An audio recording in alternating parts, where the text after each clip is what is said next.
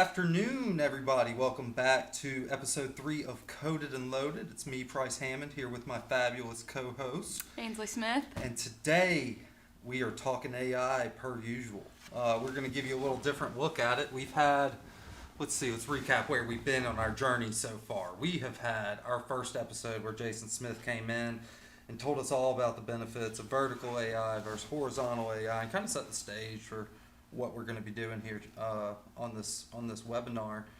Episode 2, you got to meet Van Carlisle, our fabulous product owner, who gave you a demo of McLeod's Respond AI product. Got to see some of that functionality, answer some questions, and talk to him. We've been pretty technical. We talked to a couple people in the first 2 episodes who are McLeod employees, and Ansley and I thought, let's spin that up a little bit. We want to hear from the people who are actually using these products, some of our customers, some of the people out there in the market.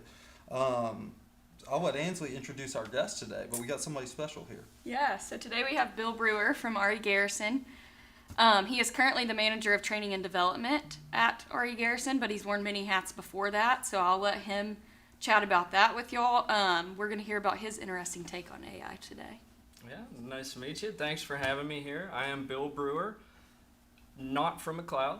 Been with RE Garrison for a few years now. My first stop in the industry, and I hope my last. Nice. Awesome. Yeah, so we're really excited to get more of a back-end look at it. I think we like to talk like we know everything about AI and whatever, but we're just building the products. We don't know how people are going to be using them, or we like to think we know, but hearing that insight from where our products are doing now versus where we want it to go in the future, Bill's got a perfect background to really answer a lot of those questions for us. So yeah, let's get into it, I reckon. All right, so we have some questions for you today. Number 1 on the list is, how do you see AI shaping the future of transportation logistics and fleet management? So it's a touchy thing right now for sure.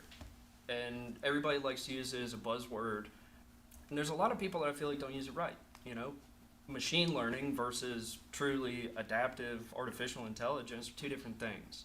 So I see it as being a more useful tool for delivery of information, automation of the little processes that can be so mind-numbing that, especially something like case sensitive on an address, when you're sending it between 2 different software vendors, those integrations can break down. Something can get lost in the pipeline.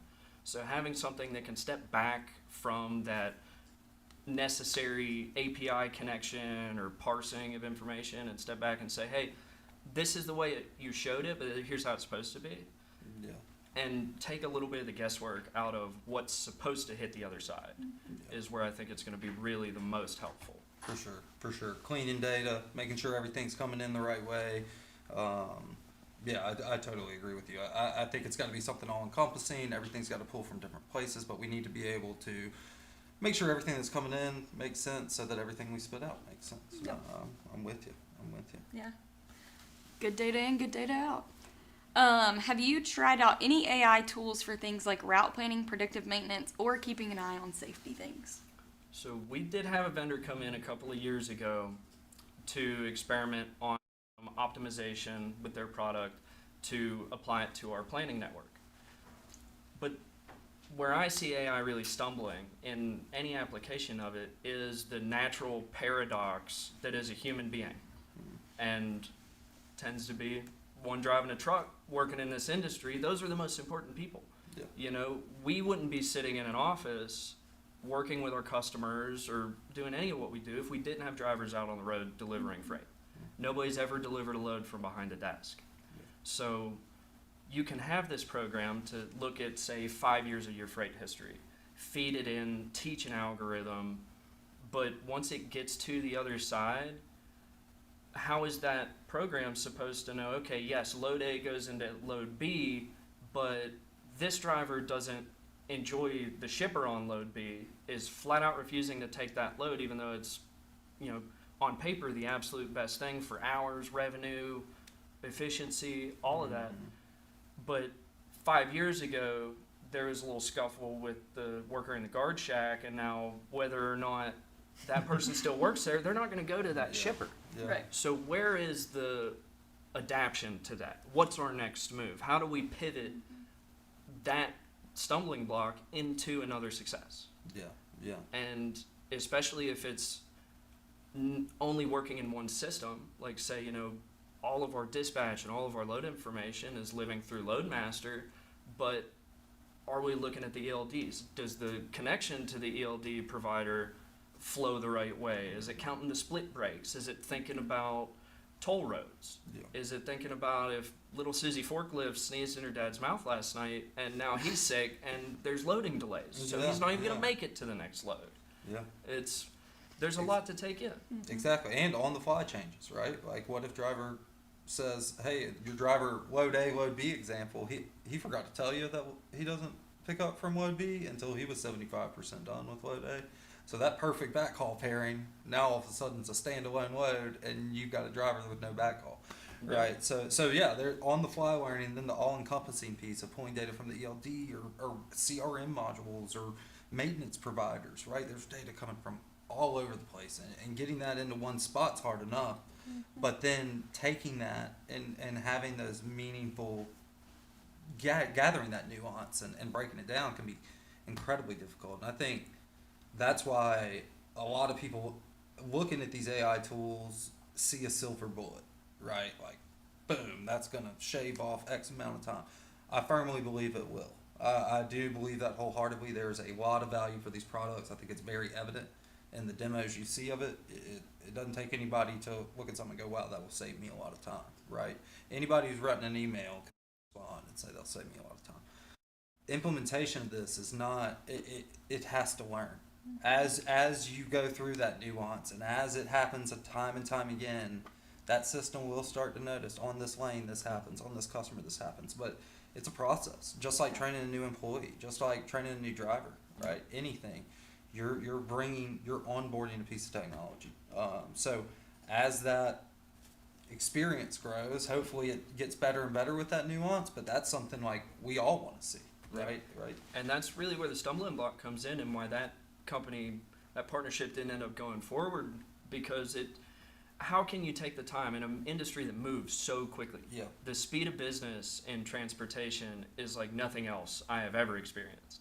Like you watch movies, people working in the New York Stock Exchange, and it seems like a madhouse. That's nothing to a dispatcher. yeah. So true. So how do you take the time to put aside an operation and pretty much all the business, hundreds of drivers out on the road, to take everybody in the office and say, here's how this is going to work, and here's how you have to make it learn before it works the way it needs to. Mm-hmm. And then you, as that software vendor, okay, we're just a refrigerated company. How does it apply to a dry carrier? How does it apply to a flatbed carrier? How do you even, let's forget about roll tops, Yeah. Nobody trucks the same way. That's right. And how do you make something learn, how do you make an algorithm learn culture to be able to carry those decisions the same way your employees would?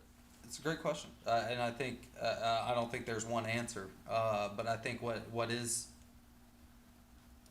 what's different from 5 years ago when that company came versus what we're looking at now. I think that's the important differentiator, is technologically the ability for that algorithm they wrote to adapt, right? And to notice adaptations and to fix itself, essentially, right? With the lack of getting into too technical stuff. But I think as we see, right, what goes to Garrison, the model, the AI tool that y'all are using, same exact tool could be installed at a different customer and respond completely differently, because it takes their tone as they respond. And so it's the same thing as, I need to implement the software, but I need to implement it in the background, right? I cannot take time away, and it needs to be right, and it needs to be right like pretty right away.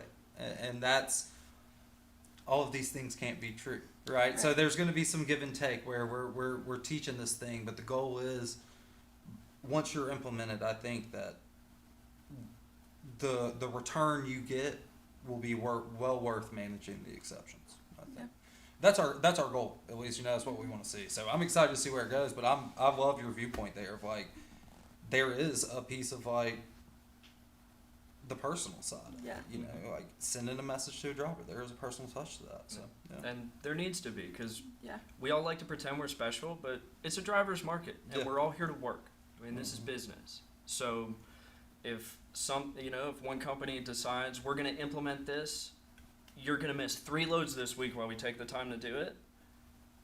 That's during those 3 loads, that driver could already be at another company in another truck.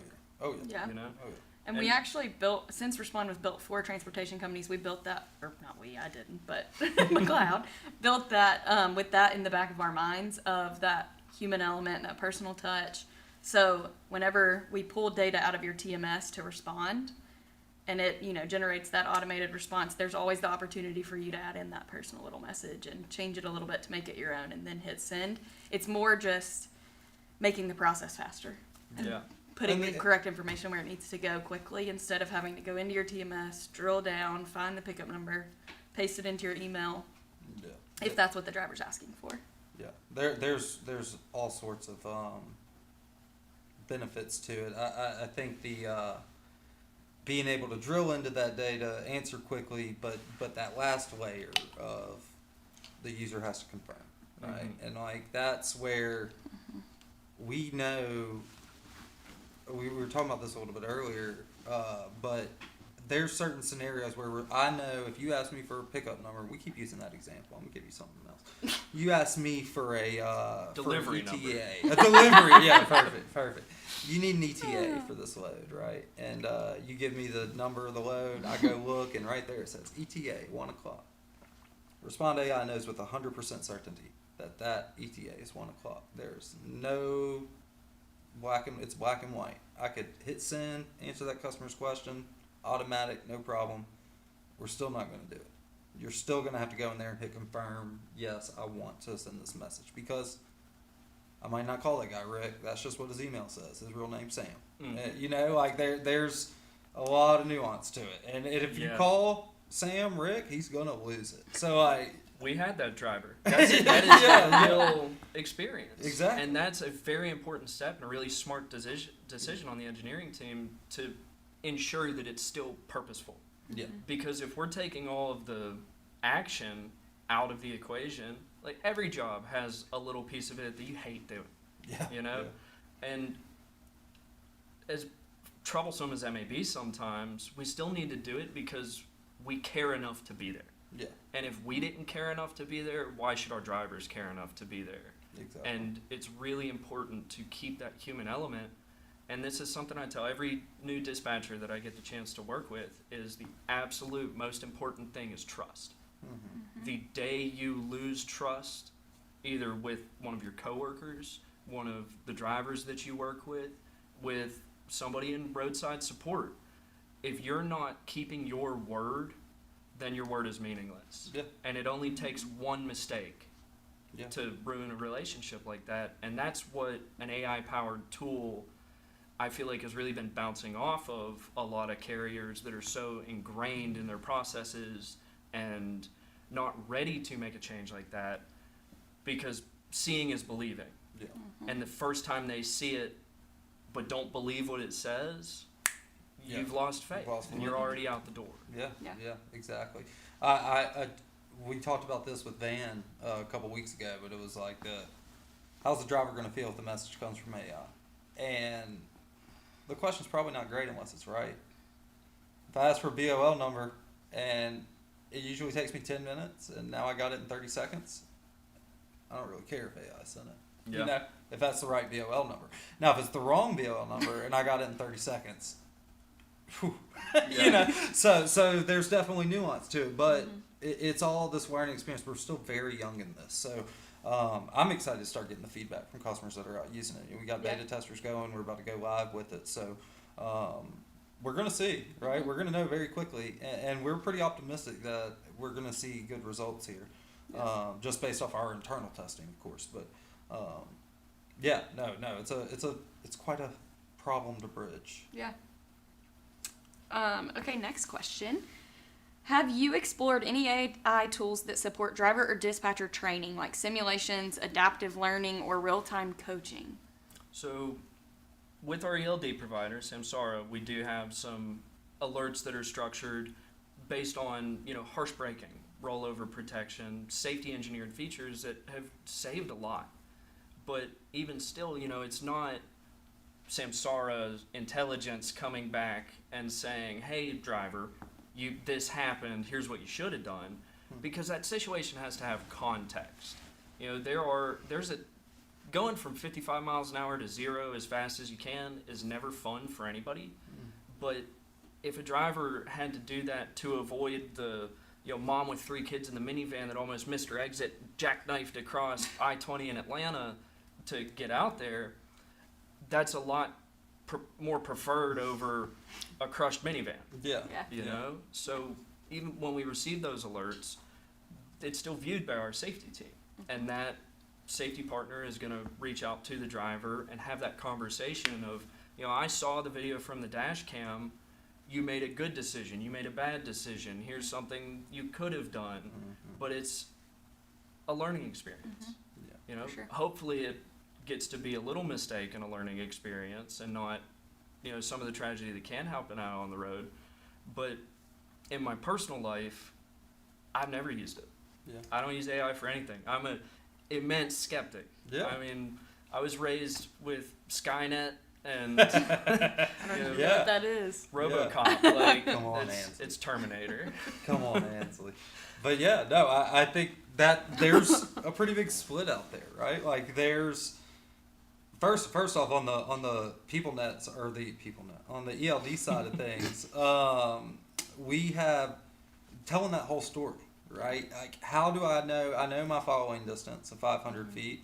I was doing great following this truck. I was 500 feet back. We were cooling. Everything's good, 55 miles per hour. Then my following distance shrinks and I slam on the brake. Somebody cut me off, right? I've got the video. I've got all these different data sources telling me what happened, but all I see is a hard braking event. Mhm. All I see is a following too close. Whatever, you get triggered to review. That's where, that's another one of those things. It's just all this data. And how we need something to comb through this that a human can't do, or could do, maybe, but I don't want to pay some genius way smarter than me, which they're out there, I promise. There's only a couple, but they're out there. And to build some massive data model that we have to maintain forever just to find out how many hard braking events we actually had, right? That juice isn't worth the squeeze, but a monthly cost to do this X whatever algorithm to run and do that for me, a little bit more feasible. So that's a great use case, but I think going back to your general personal use case skepticism, I think that's like half the battle right now. I think that 50% of people are using this for everything they do, and 50% of people don't even plan on looking at it in their lifetime, right? And I agree. that's evident at every what's 4th of July is coming up. I'm sure people will be with family. Bring it up. It's one of the new topics. It's the one. Let's hear what Uncle Earl has to say about it. And you'll hear a hot take, and that's good. I think something that's that divisive means that it's pushing the boundaries a little bit, and it's making people uncomfortable. And if it's not making you uncomfortable, we're probably not growing from it. And when we get to a point where the benefit is inevitable, right? Where you get to a point, somebody, I think, hopefully it's me. I hope it's me. We'll talk more after this. Somebody will show you something where you'll say, "Oh crap, I gotta get it." Right? Now I gotta use it for that. I don't know. Maybe you're a gardener. I use it for my garden. I use it for whatever. Right? Whatever it may be. You'll find, no, I could use it for that. And then once you dip your toe in, you start seeing these other use cases, but that's the horizontal perspective, right? And I think what's so important is your company does not have time to dip your toe in it and figure out the use cases. That's not your responsibility. You're looking for a vertical integration, and that's McLeod's responsibility and industry leaders' responsibility to say, this is what this stuff can do for you, and this is how it's going to help you, and here's your exact return on investment.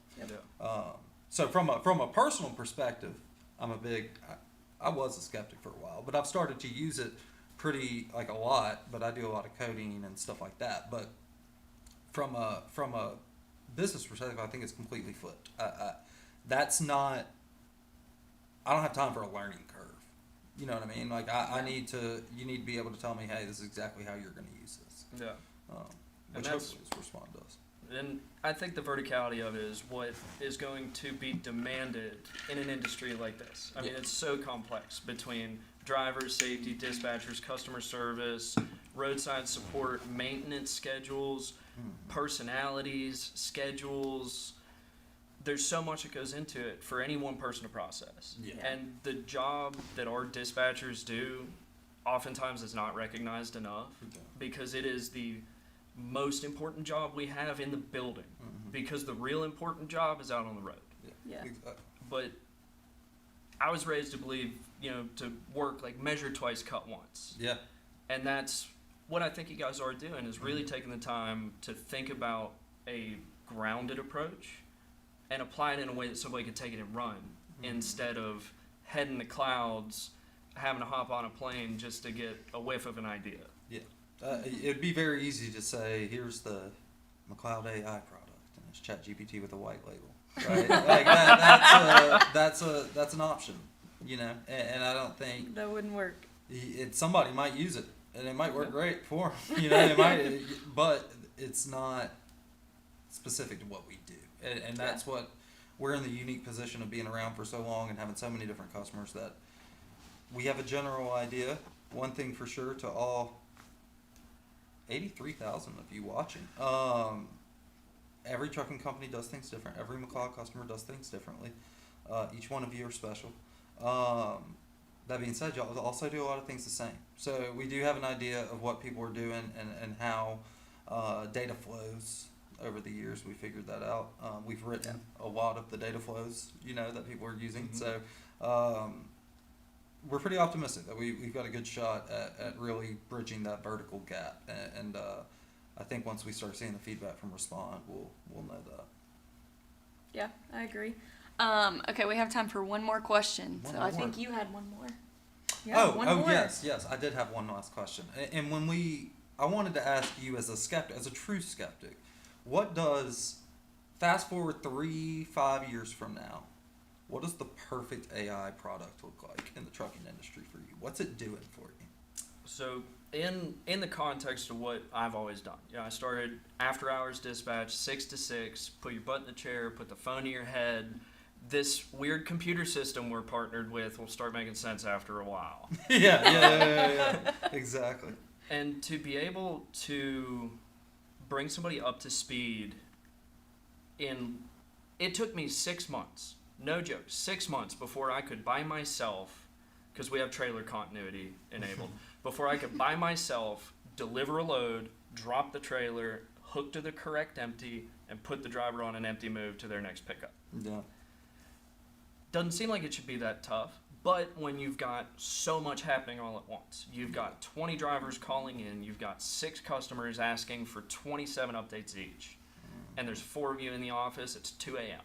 Yeah. It's a lot going on. To be able to bring somebody up in the skill level and teach them decades of knowledge. Yeah. It's one of our former salesmen, eponymous Q, they called him, once told me 30 years ago, the best dispatcher you could have used to be a driver.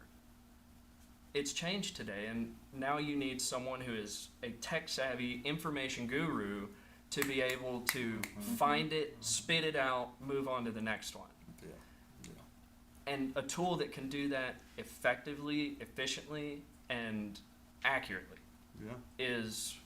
it would be invaluable. Mm-hmm. But it's bad data in, bad data out, right?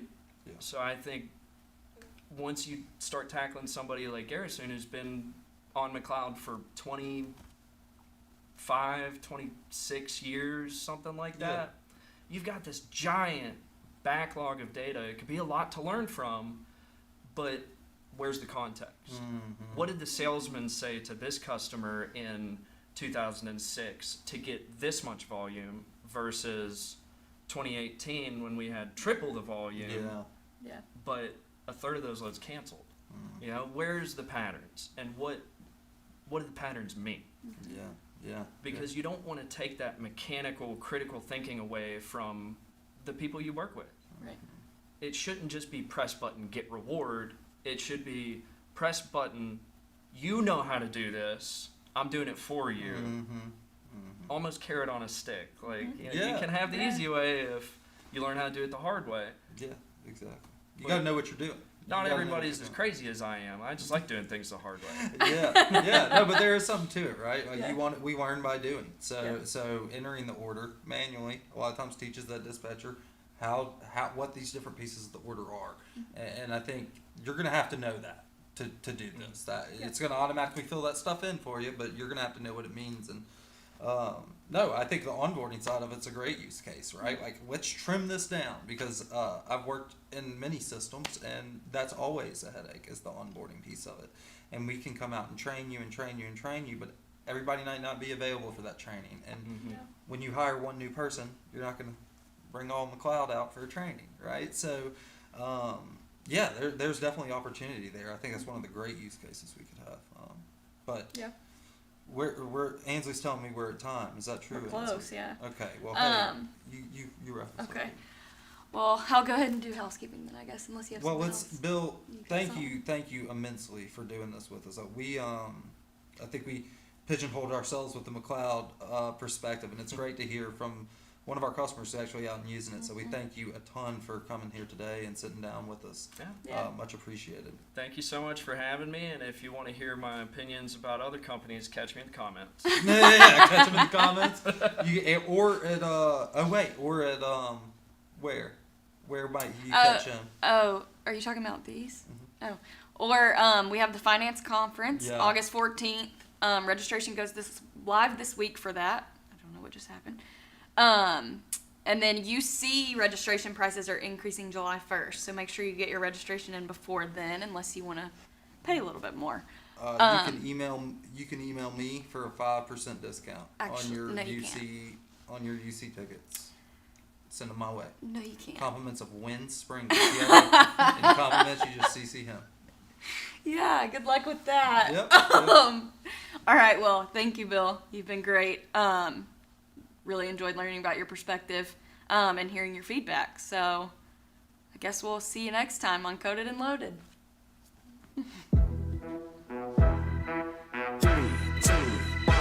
Let's go.